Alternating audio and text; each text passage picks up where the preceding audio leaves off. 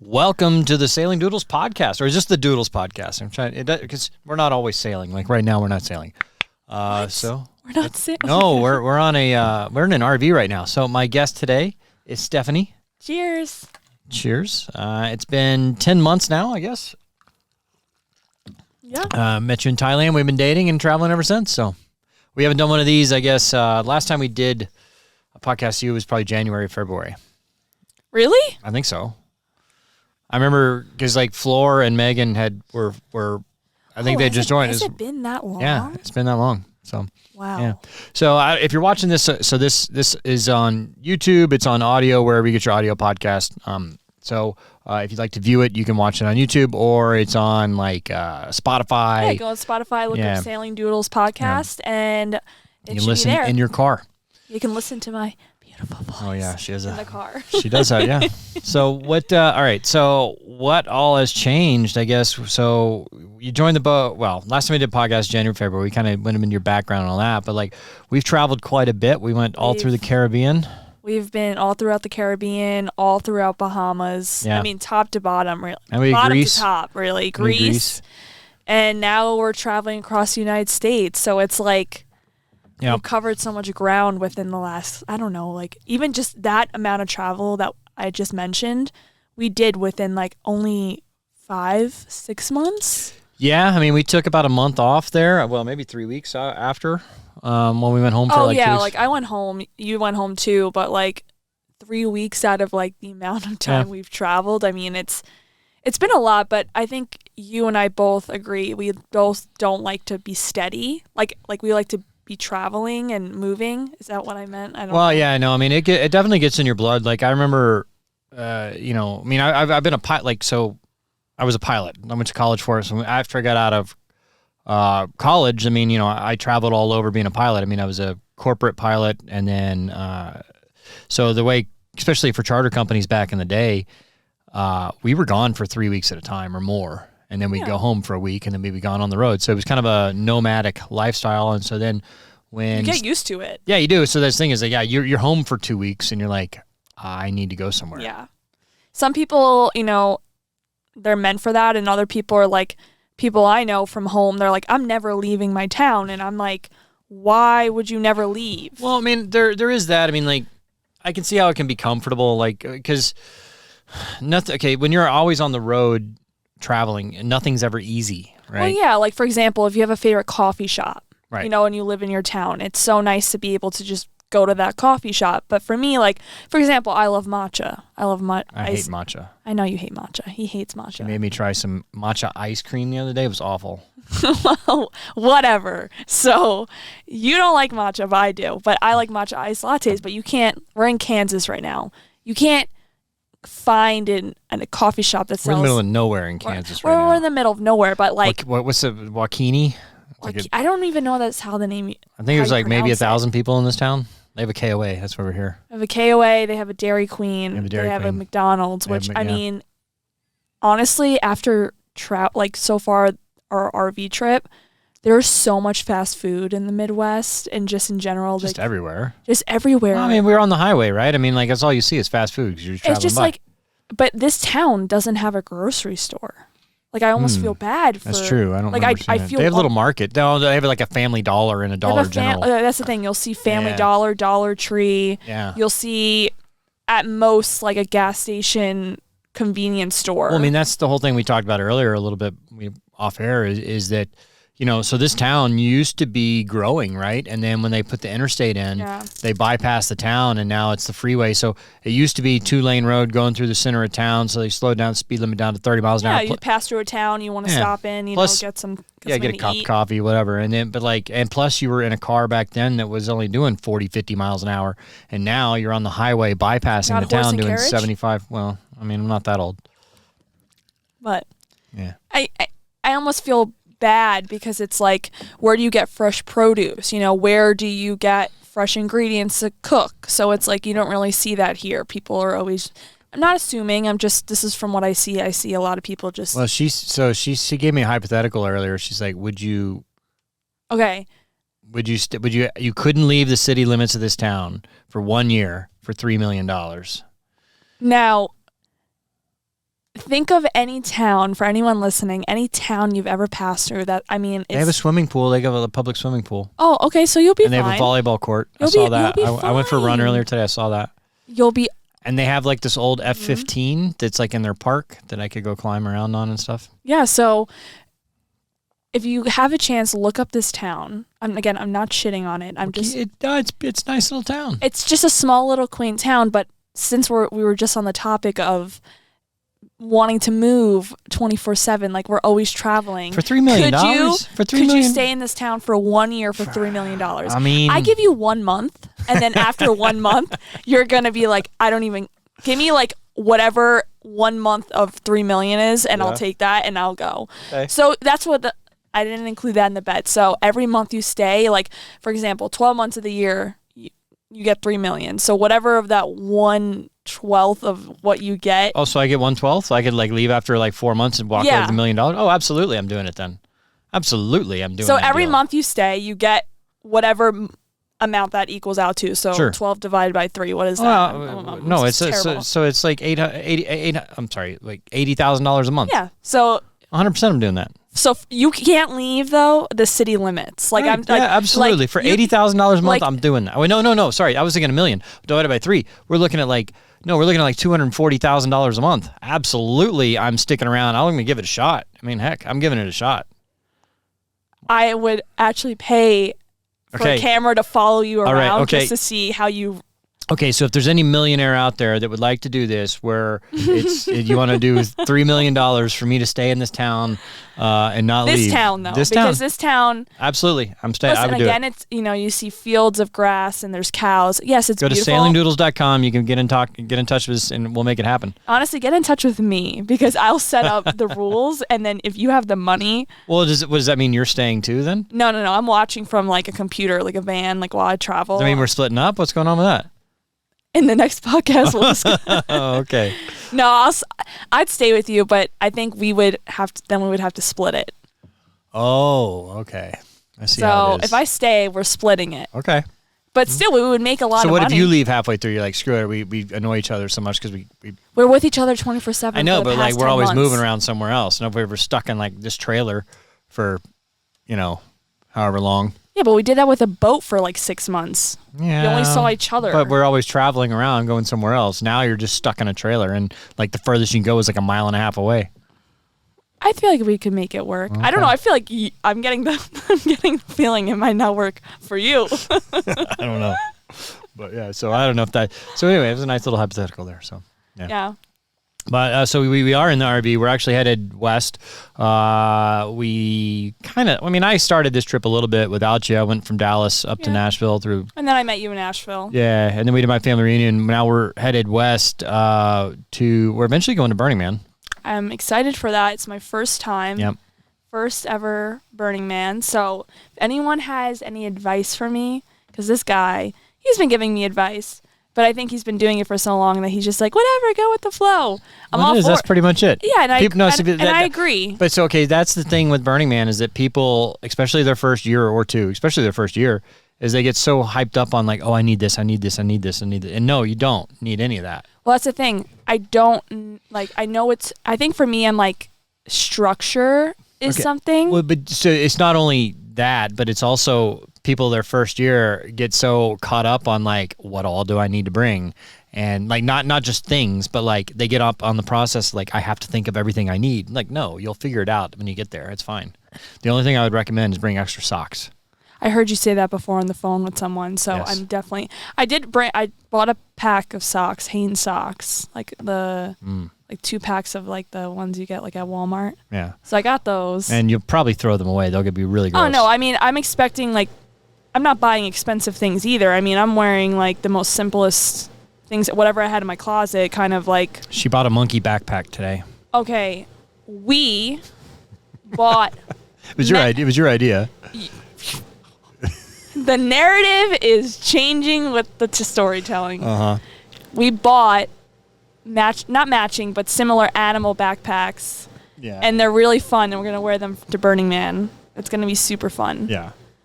He was staring at it though first, and I was like, "For Burning Man?" He's like, "Okay, yeah." Well, I mean, hey, See, it's fun. What I always tell people Burning Man is that the way I've best been able to explain Burning Man to people is that people have the wrong idea about it. They think it's either some drug thing or a sex thing or something like that. No, what it is that or a big giant party. I mean, whatever you want to find, you can probably find it there. But what it is that so when you're 5 years old and you see Mickey Mouse for the first time, you're like, oh my God, it's Mickey Mouse. You freak out and you're like, or you see a water slide for the first time, you're like, oh man, a water slide, sweet, awesome, that's great.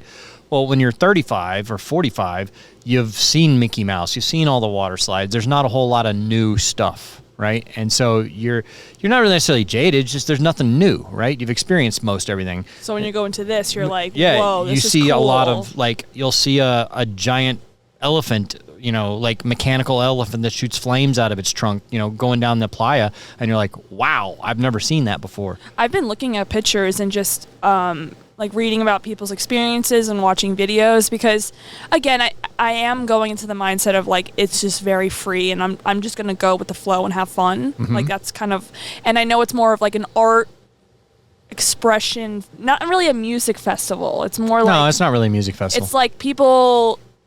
But I understand why people like me are kind of confused the first year going into it because it's kind of an exclusive thing.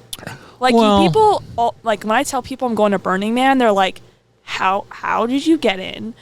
It's expensive. I mean, well, see, that's the thing is we've been going every year since 2013. Okay. And so our first year there was a group of 5 of us, and we rented an RV and we went, and it wasn't too terribly expensive, but I mean it wasn't cheap. I mean, yeah, I know, a couple $1,000s each, but people have jobs. Yeah. People have to. Well, you got to take a week off work. Take a week off, almost 2 weeks to set up and clean up. Then, yeah, but and then you got to drive all the way out. But yeah, it's a lot of work, and I think it's also just kind of you can kind of buy tickets, but it's more so you can when there's enough left over. Well, but that's the thing is so since 2013, after that, we started our own theme camp. It was a big application process, whatever, they accepted us. And so every year we... Oh, so you can apply to have your own camp? Yes. Okay, and so it's not a generational thing. Well, I mean, that's the thing is we did it, right? And so now it's a lot easier because they know us and they know that okay, so in order to get an assigned camping spot there, you actually have to contribute something to Burning Man, right? You can't just show up and be like, okay, where's the party? Let's go. We have a double-decker dome we bring, and we have a bar. So Monday through Friday, we have a bar, open bar. It's free, right? So everything's free there. The point is to go and not have to worry. That's the point, right? Yeah, and then so we have games that we play. We do all these different things. So we actually contribute something. I mean, we spend a lot of money doing that. So that's how we get a assigned camping spot every year. But that's the thing is that starting that from scratch, okay, I want to start my own theme camp is probably pretty hard, I would say. But yeah, and also too, if you're someone who's not part of a camp but wants to go, you have to find a camp, right? Or you have to bring your own stuff and bring a tent and just kind of yeah, I mean, you can do that. You can do that. You can just show up and bring a tent. The problem is that you're probably going to be camped pretty far outside of everything. Yeah. So you're going to be far away from all the action.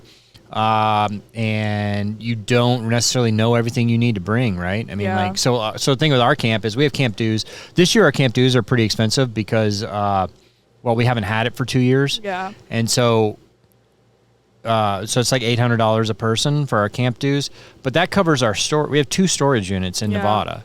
And so we store all the bicycles there. So we provide the bicycles, we do all that stuff. So we didn't have Burning Man for 2 years. So we're paying extra this year for 2 years worth of storage. That's not whatever.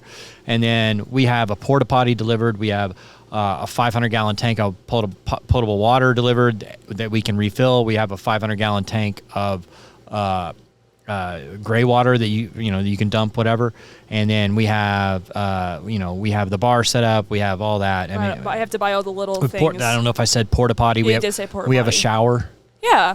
So I guess what the point is, what I was trying to say is, for someone who's never been, you don't really know what to expect because again, it is kind of an exclusive thing. So for me, you have a first time Burning Man person. What do you call them? A burner?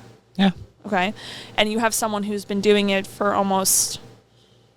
I was just thinking, yeah, when you you're Burning Man virgin, you got to do something when you enter, so that'll be fun. What is it? I'm not telling you. I know. I read there's like a ritual for people who like it's their first time. They like have to get bathed or something. Yes. Or I forgot about that till now, so yeah. So great. All right. Whatever. But I mean, like, so I had a friend. So there's all kinds of camps there. You can do. I mean, like, so our camp dues are $800 a person, but like that's pretty basic, right? Yeah. I mean, like, that's just getting a porta potty, shower, that kind of stuff. Like, I have friends that go and their camp dues are like $5 or $10 grand. I mean, it's crazy. Yeah, but like because they have these. What do they have, like crazy wood sculptures or crazy art? No. I mean, like, these people have like a megawatt generator that runs 24/7, so they can plug in their air conditioner and their refrigerator. So it's like people who are like very basic with like, kind of living like simple versus people who are like, they need 2,000-gallon tank of water. Well, no, so I had a friend that asked to camp with us this time, and she's like, yeah, I just have my yurt and I have my refrigerator and an air conditioner, so I don't need a whole lot of power. I'm like, no, we don't have a generator that runs like 24/7. No, like you run it when you're going to sleep. No, I mean, like, so the generator we bring a generator. Actually, it's my generator that we use, and that powers like so like we have a bar club area with dance and music and all that, so that powers that. But like when we're not doing that, the generator's off, right? Yeah. We're not doing it to like power or anything else, but yeah.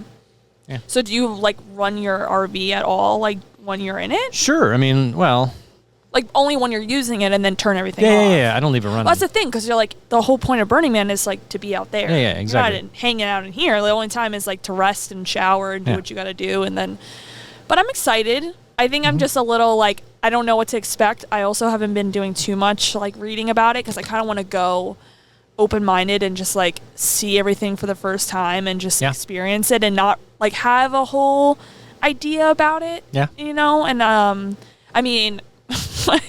My sister, she lives in Nevada, and she wants Nevada. Sorry, like the Nevada. I mean, I do it too. I say Nevada, but like if you're actually from Nevada, you say Nevada. All right, so my sister lives in Nevada, and I was like, yeah, I'm going to like an art music festival. I'm sure she's heard of Burning Man. No, so she's like, oh, what's it called? And I'm like, Burning Man. She goes, are you kidding me? Yeah. She's like, why do you get to go? I've been living here for over a year, and I've been like, but she's been wanting to go, forever. So she's just super jealous, and I'm like, yeah, I want, but I've also that's what always you do, wanted right? to go As a sibling, you're supposed to make your siblings jealous. Well, yeah, that's what we do it back and forth to each other, but I've always wanted to go too, so I'm pretty excited.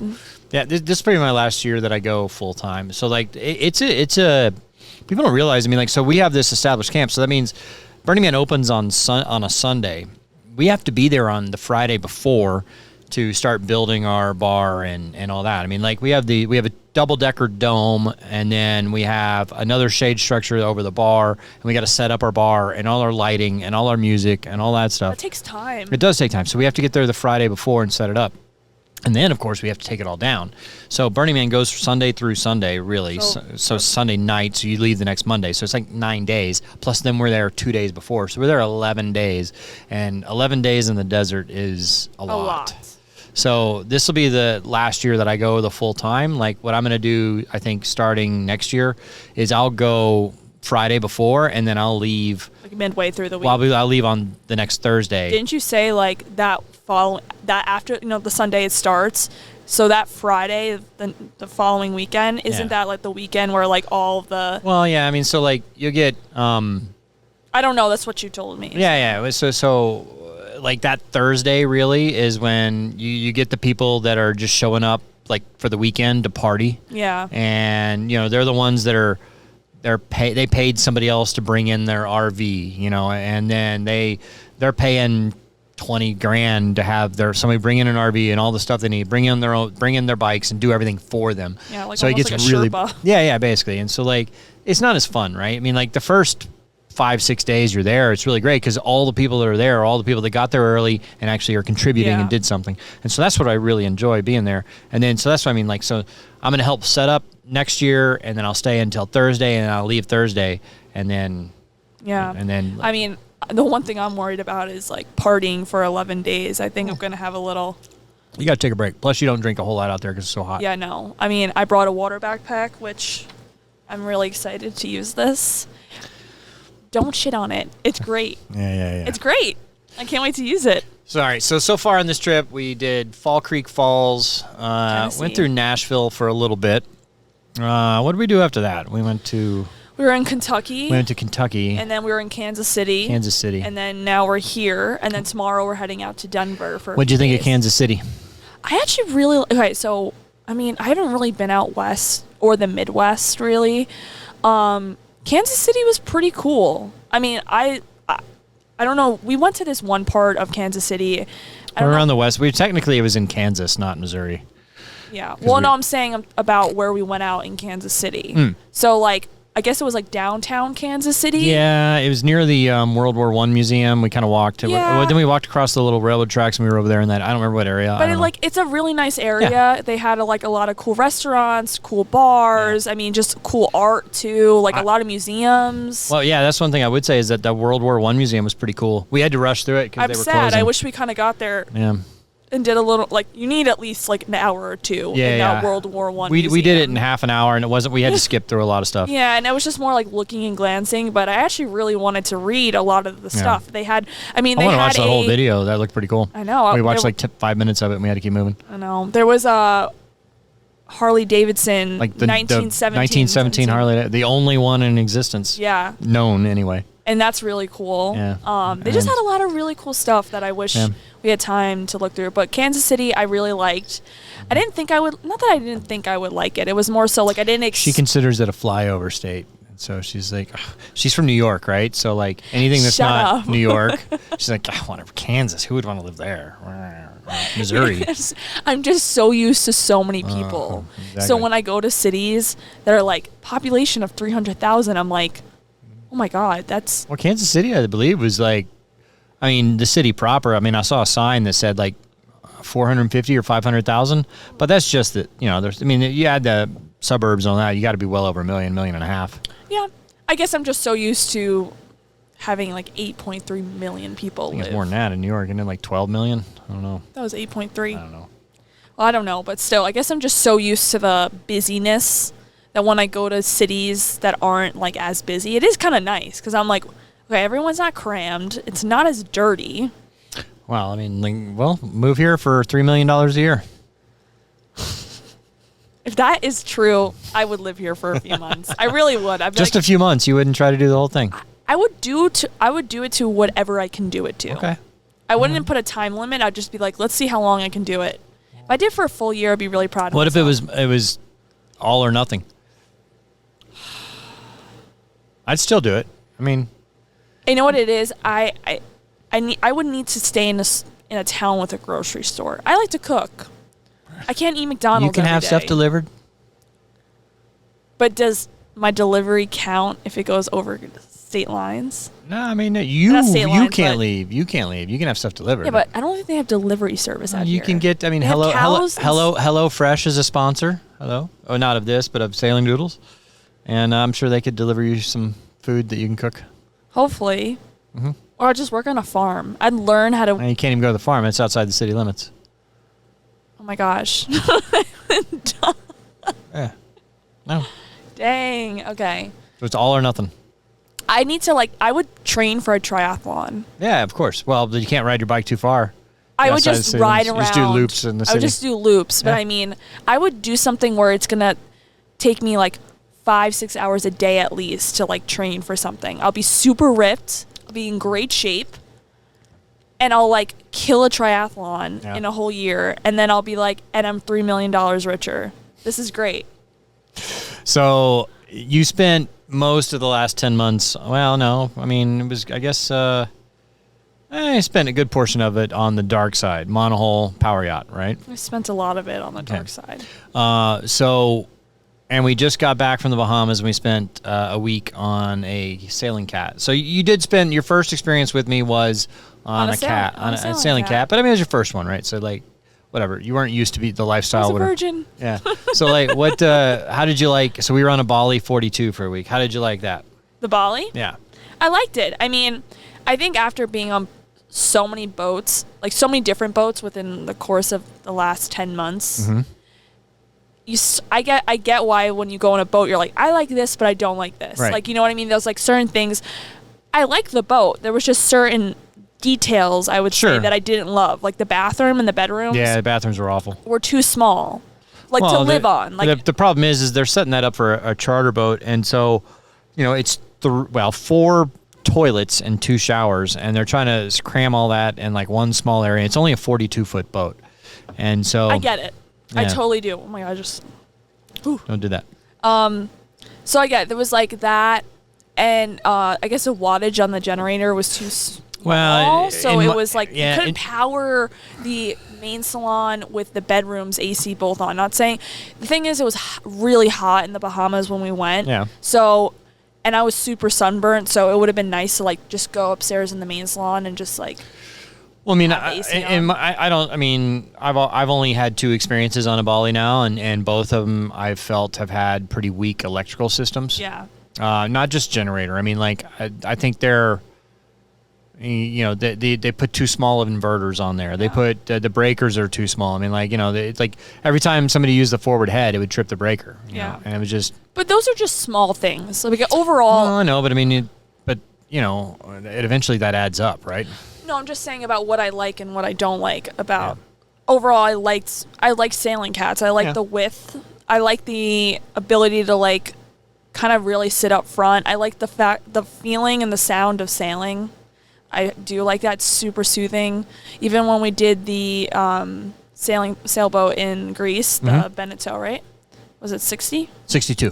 Yeah, it was nice. But then there's like a difference between a monohull and a sailing cat. Like, well, I mean, I think number one, that was a 62-foot boat, so it's huge. But I've always said on a catamaran, the entertaining and the deck space is way better. Yeah. But the drawback is the cabins. I mean, so your cabins, on that Beneteau we were on, we had a full walk-around bed. Our bathroom was huge. Yeah, it's so and nice. We had a lot of space. Whereas even on a 42-foot cat, our bed was, you have the bed, you have a little bit of floor space and a wall. Yeah, but that's it. Yeah, so it's like we couldn't both be trying to grab something out of the closet at the same time. No, you would be one person in the room at a time, unless basically. we're both going to sleep. Exactly. And then the thing is like you're crawling over the bed to get on it, right? You're not walking on the side. So like I'm so used to your boat. Yeah. Like you have a full bedroom. Like we both can be in there. Walk-in closet, bathtub, drawers, everything, like shelf space, which is hard to find on a boat. Like just in general, like being able to have space to put things. Yeah. So. Well, that's one thing. So my new boat that by the time this podcast comes out, that information will be up and running. So check it out. It's just Sailing Doodles on YouTube. You can, one of our more recent videos is my. So it's an Island Spirit 52. So it's 10 feet longer than that Bali 42. And with that, it's also... But you have it customized, right, to how you kind of want it to be. Sure, but it's also... So it's 10 feet longer, and it's going to be... I don't know how wide that Bali was, but it's going to be like 5 feet wider as well. So it's going to be really spacious. It'll have queen-size beds. That Bali needed a little... Like, it just needed more room. Like, if it was just a little wider and longer... Mm-hmm.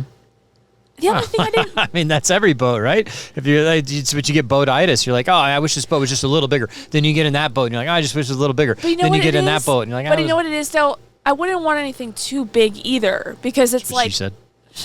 Child. It's like, just because, there also wasn't any, like, airflow. So that was like an issue for me. Like I can deal with the small cabins because at the end of the day, I'm not really spending a lot of time there. What annoyed me was like there was no airflow space, so there was no hatches. Mm-hmm. So like even if like say the AC wasn't working, I'd be like whatever, just open a hatch. Right. So, that's a difference. Okay, so that's a Bali thing, and that's kind of a more of a budget. I don't know, charter catamaran, right? So the Ballis are not really built for someone cruising full time. The Ballis are specifically built for charter. Yeah. Right? And they are great charter boats. They really are. It was a great boat. But the thing is they don't, and so like a charter guest is just going to run the generator the whole time and have air conditioning. Yeah, but if you're going to run the generator the whole time, at least have it uphold the amount of... Well, true. So it's like one or the other. So, but I mean, if you're actually cruising, you want to have a hatch that can open because you don't want to run your generator all the time. Number one, it's the fuel. Number two, you're putting a lot of wear and tear on that generator. Yeah. I mean, if you're running that generator 12 hours a day... I mean, whenever you're going to bed or charging the batteries and all that, I mean, like, because you have to have air, I mean, like, literally in that aft cabin, there were no hatches. So we had to run the air conditioner at night. That's the thing. I would just be changing, ridiculous. and I'm like, I'm sweating. Yeah. And so... there was no... And that's another thing. You'll see on a lot of catamarans, they have those, like, mini fans in the corner they can turn on.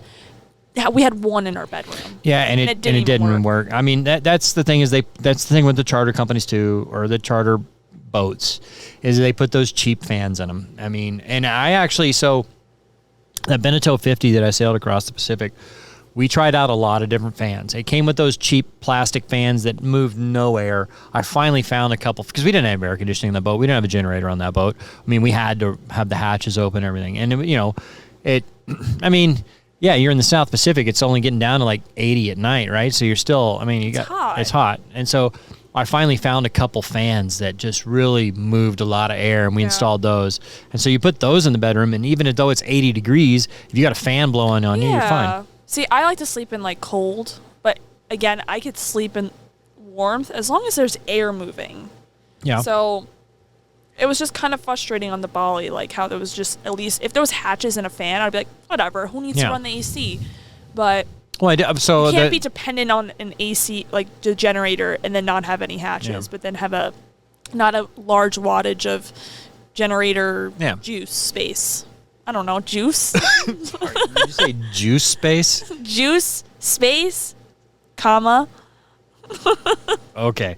Well, I mean, but the one thing that the Bali did have good, I mean, I like the open concept of it, and the window, the door opening up, put a lot of air through there, and that's kind of the exciting thing on the new Island Spirit 52 I'm getting, is that it does have a door going forward, so the forward deck up there where the trampoline is, and it's got a seating area up there, so it has a door open, plus it has 2 hatches in the windows up there in that front, so you get a lot of airflow moving through the boat, and then it's got... it's got sliding doors. I'm pretty sure that, so it's got a double sliding door and a double window. I think they open up all the way. Oh, so nice. It's not like... So it's not like the opening of the garage. Well, it's not that, but like, so it's got double sliding doors, and it's not like one door slides into the other one. It's like both doors slide completely away. So you get a double door opening, and then the windows are the same way. Like, it's not just one window sliding into the other one. It's like both windows can go sliding completely away. So it should get a lot of airflow going through there. Yeah, that'd be nice. Yeah. Yeah. So I'm looking forward to that. And, plus it'll have, the generator that comes with it, I believe, is like, I'd have to look it up, but I believe it's like 50 kilowatt generator. It's crazy. Oh, wow. Like, so I know what that means. Well, it's pretty powerful. Let me see if I can look it up here. I think I've got it. I'm like, yeah, that's great. Yeah, I don't remember where I put all that stuff, but anyway, yeah, here we go. It is, let's see here, that's not the right, the electric. It is a 55 kilowatt generator, so that's really big. Okay. That's like, that's like a, probably 70 horsepower motor, right? So it's really big. Well, that's whatever. And so it'll power everything on the boat, plus charge the batteries and all that. Are you excited to have, oh my gosh, are you excited to have a boat now where you can sail again? Yeah, I mean, it's still going to be a year away. I mean, the main thing about having a boat that I can sail again is I want to go back across the South Pacific. So, and that's, I mean, a motor yacht's great. And the dark side, I mean, is perfect for just doing the Bahamas or something like that. I love that boat. Yeah. I mean, it's really comfortable. That's the thing, is that boat's really comfortable. It is. I think that's what made living on it super easy, because it almost felt like kind of an apartment. Yeah. And like it had a full kitchen, full fridge, a full, living room is what you would say, but what do you call it in boat terms? Salon. And then like the upstairs too, like you had a whole outdoor area. Even if it rained, you know, you could sit out there. Yeah. And then you had a whole aft deck basically. Yeah. And then you had the whole front too. And then the difference is that even when you're on a sailboat and you're underway, I mean, especially if you're just sailing, it's awesome to be out there doing that. Whereas you're on a motor yacht underway, it's kind of like, okay, let's just get there. Yeah. That's how I feel with my experiences of being on a sailboat and then being on a motor yacht. Like, comfortability wise, your boat's really comfortable, but when we go on our way, it's like almost as if the boat shakes your core because it's loud and because you have two twin double whatever it is, like, what are they? I don't know. Twin Detroit diesel, 720 horsepower. Yes. 2-stroke. Yes. Diesels? Okay. Yeah. Don't embarrass you like this. How do you not know your engines? Come on. You've said it so many times. I don't know how I don't know, but it's like that is so loud you can't watch or talk really or really like do anything besides like just. Well, maybe okay. So that boat is designed. I mean, it obviously we've done plenty of overnight passages on that boat, but it's really designed to get up and go during the day. Yeah. So like, the thing is that say you've got 100 miles to go on a sailboat, that's an overnight. You know, you're doing. You know, your average sailboat will do like 150 miles a day, right? So if you got 100 miles, that's going to take you 18 hours to get there. And so... Also depending on the wind. Depending on the wind and all that. And so then it's an overnight sail, right? Either way you look at it. You leave at 6 in the evening and you're there at noon the next day. Whereas a motor yacht, you leave at 8 a.m. and you're there like 4 p.m., right? So you're there the same day. So it's really designed to get there same day. And that's the cool thing about the Caribbean is that generally speaking, there's like when we came back, there was only 2, and we didn't even have to. So when we were coming back in my boat from the Caribbean to Florida, there was only really one leg where we had to do an overnight. And that was from, you know what? We probably could have even made it if we just didn't care about the fuel. We probably could have made it. You know what? We could have. Absolutely, we could have. So we went from Samaná, which is like in the Bay of Samaná on the east side of Dominican Republic, and straight up to Anagua. It was like 150 miles or whatever it was. If we had actually gone to Puerto Plata and stayed there a night and then got up the next day and left, it would have only been a few hours, 5 or 6 hours over to just because you have to get out of the bay and go all the way around, which is like takes some time. We did some overnights, but mostly that was because of our crewing situation. Like we couldn't go to the United States with our crew, you know? So like we left St. Martin and instead of going to the U.S. Virgin Islands and hanging out there and then going to Puerto Rico and hanging out there. So we could have all done day trips on the dark side all the way to Florida. Whereas on a sailboat, that wouldn't have been possible. We would have done many overnights to get in there. Well, that's the thing. I think the dark side's great for going throughout the day because, you know, you're just like sitting out in the front or like in the back or, you know, you're sitting in the helm station, like you're just like enjoying the view. But when we're doing an overnight passage on the dark side and you're tired, it's like so loud and it's kind of little. Whereas if you're on a sailboat, it's so nice. All right, so if you had to choose between the Beneteau 62 or that catamaran we were just on, the Bali 42. The Beneteau. Okay, yeah. If it was a different catamaran, like yours coming out, choose yours. Again, it's not that I don't like the Bali. I think it's just like the Beneteau has more things that would just be easier. Right. I mean, the living space is better. The kitchen space was great. Yeah. You know, all the bedrooms were great. I would say on that Beneteau, I would get rid of that bunk room and add another bathroom. Right. Well, again, that boat was set up for charter. Okay. I'm just saying if it was mine. Yeah. And overall, though, like, I mean, it was just such a nice boat. It was beautiful, like, such a beautiful boat. The inside, the outside. I thought it had great space overall. But if I could choose just between, you know, maybe your catamaran and the Beneteau, probably your catamaran, just because I like the width, I like the size, I like how you can entertain more so on a catamaran. Yeah. So coming up with the rest of this trip. So by the way, if you guys, if you're not watching Glamping Doodles on YouTube, check that out. We travel all over doing the RV thing as well. Plus, we actually are doing some stuff where we're not actually just RVing. We're going to destinations and filming that as well. Yeah. But so coming up, tomorrow we're headed to Denver. I'm so excited. You never been? For some weird reason, I've always wanted to go to Colorado. I think something just about it attracts to me so much. I'm afraid if I go, I might want to stay. Oh, it's pretty great. I mean, Denver's... All my friends live there, and they're like, they love it. Well, I mean, Denver in the summer is really nice. And the mountains. I mean, we're going to Denver tomorrow. Actually, we're staying in Westminster.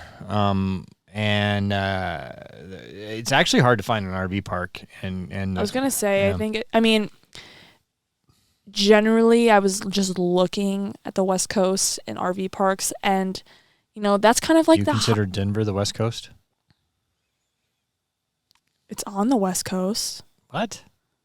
Would you say the Midwest? No, it's Rocky Mountains. It's on like Front Range of the Rocky Mountains. Okay, I'm just talking about I'm from the East Coast. Okay. And I'm just referring it to the West Coast. Again, I haven't been really to... Don't make fun of me. I'm not making fun of you, Yankee. Shut up. The Rocky Mountains. Mm-hmm. Okay? Mm-hmm. I don't even know where I was going to with this anymore. It's really nice, though. I mean, there are quite a few RV... It's hard... All right, that's what I was going to say. It's really hard trying to find an RV park. Well, a lot of them are booked up in advance. Well, I mean, people book them months and months or years in advance. Expensive. Yeah, they can be. We're going to Yosemite with my sister. She lives in Nevada. And just trying to find an RV park around Yosemite is really expensive. Yeah. Like $150 a night. Yeah, for sure. I mean, so... But it's your view is the mountains, the park, you're in the wild. It's really cool. I mean, there's places on the East Coast too, like Dustin, Florida is pretty expensive like that. But you consider Florida the West Coast? East Coast. East Coast? Yes, I do consider Florida the East Coast. I was trying to make fun of you, and now I just totally... Yeah, I do consider it the East Coast. I failed. Yeah. Dang it. But, so it's not too bad. Is this place in Denver that we're going to? It's actually a city park type thing. So I think we get 4 nights there for not too bad. But then we are going to Breckenridge after that, and that's expensive. So we're doing 2 nights in Breckenridge, which is like $120 a night, and then 2 nights at this parking lot in Dillon Lake, which is next to Breckenridge, which is only like $20 a night. But it's just a parking lot, but you can RV there. No water hookup. No, none of that.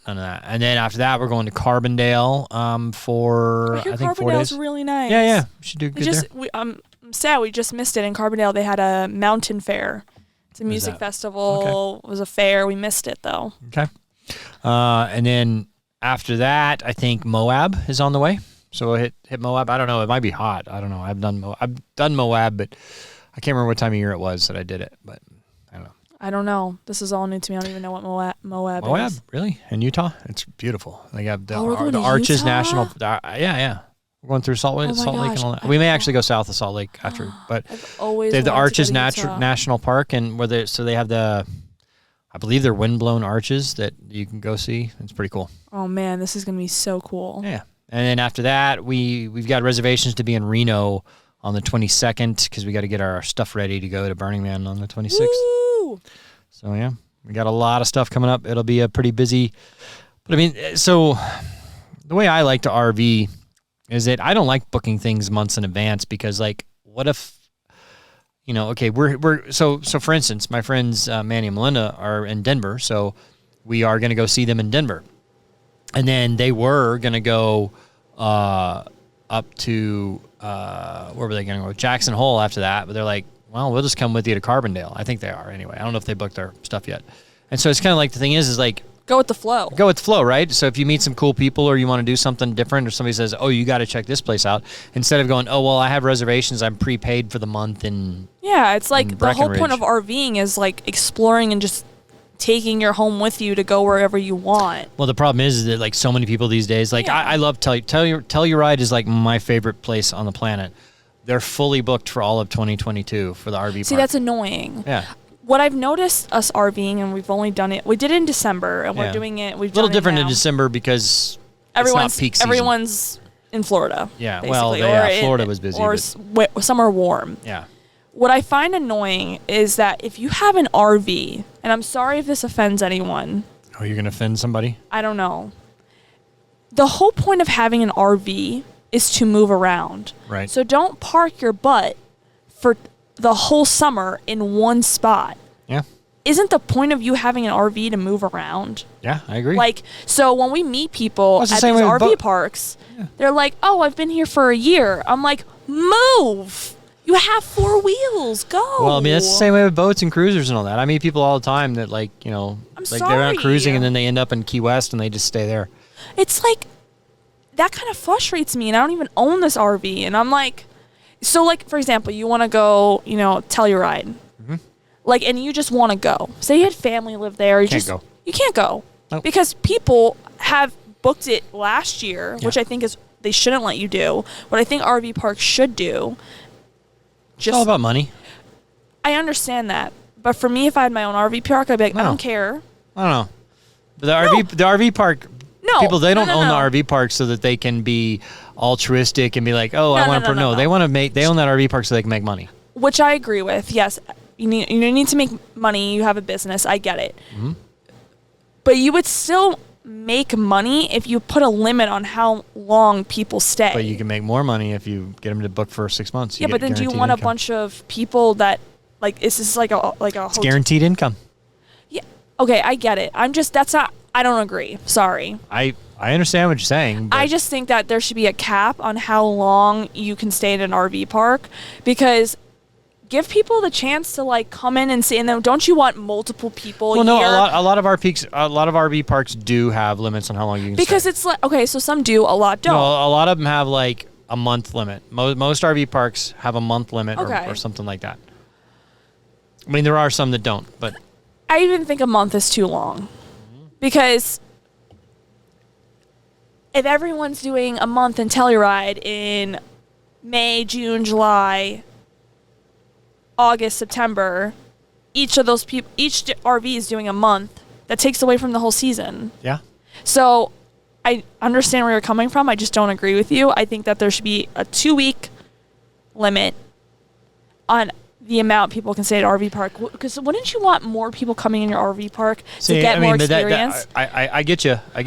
So this can kind of relate to, I don't want to get political or anything, but, like, I get what you're saying and it makes sense.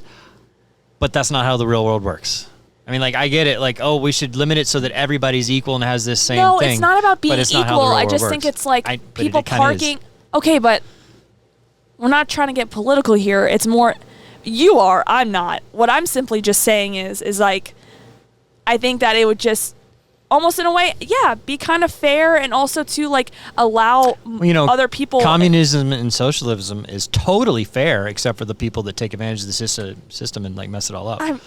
I simply am just talking about RV parks, and he's bringing this shit up, and I'm not. You can all vouch for me. I didn't start this. I'm sticking to RV parks. I don't know why you are getting all.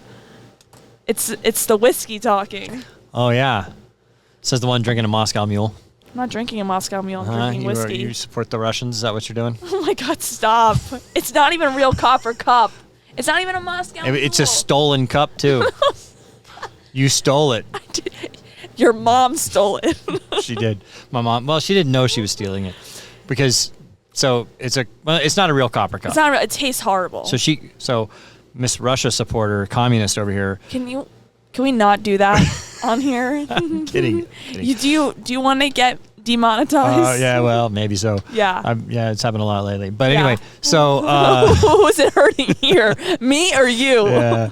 But anyway, so she had one of those in Fall Creek Falls, and then took it back to the room and whatever. And so no, your mom. We were in the conference room where we booked it, and then I was drinking it, but the bar closed, so I couldn't return it.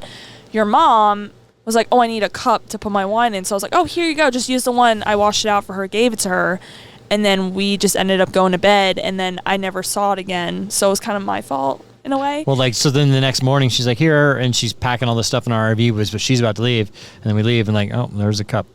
And I'm like, Vicky, that's not mine. She's like, oh my God. Yeah. Is it?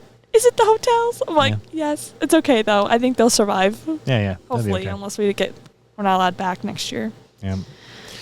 So, yeah, we try not to steal anything else on the rest of the trip. Appreciate it. Shut up. All right, so tomorrow we're getting up driving, 4.5 hours. We actually need to stop and get propane. We've been out of propane for a while, so. What are we gonna do with the golf clubs in the shower? Well, that's true. Yeah. So our shower is our golf club storage area right now. Well, what are we gonna do with those? Because those aren't going back in once I clean the shower. I haven't really decided where I'm putting the golf clubs yet. Can you put them in the trailer? Well, no. I mean, they'd be stolen in a heartbeat if I put them in the trailer. There's no. Could you leave them in storage? What storage do we have? No, I'm just thinking. I might play golf one of these days. I played golf in Tennessee. Yeah, because that was their family reunion Exactly. tradition. We have a very competitive family, and we play golf, we play softball. They used to be a lot more competitive. They used to have tennis tournaments, golf tournaments. I want to see you use those golf clubs. I'm not a bad golfer. I never said you were a bad golfer. I didn't. Oh, relax. Oh, no. You are that guy. Oh, yeah, am I? Listen, I just want to see you use the golf clubs since we have them. So you're giving me free reign to go play golf and leave me alone? Please. Okay, sweet. Awesome. So, go ahead. All right, great. Have fun. I can go play golf anytime I want. I never tell you what to do. You could always go do whatever you want. I'm going to go play golf in Breckenridge. Probably not. It's probably very expensive. I don't even know if they have courses there, but I don't know. I'll play in Carbondale. Okay. Can I drive the golf cart? See, but no. But, you want to go? I thought I was going to get to go play on my own and have some. I don't know. No. Have some what? Guy time by yourself? Hey, that's still guy time. I mean, knock yourself out. Okay. All right. So we're closing in on an hour of this. So, and we're gonna fight ourselves after this ends. Oh, is that what's gonna happen? All right. So thank you guys for watching. Appreciate you tuning in. Of course, there's Sailing Doodles on YouTube. There's Glamping Doodles on YouTube. Don't forget Flying Doodles. Check that out. I haven't posted there in a while, but there's there's 70 or 80 videos up. Check out Flying Doodles. Of course, sailingdoodles.com. You can check out all our, we have a sailing school on there. We have a webinar on there and our merch store. And then, of course, be sure to check out Sailing Doodles because we're announcing the new boat. By the time this video comes out tomorrow, it'll be out. So, thanks, guys, for watching and cheers. Tuning in. Thank you for joining, Steph. Thanks. All right. Bye, guys. Bye.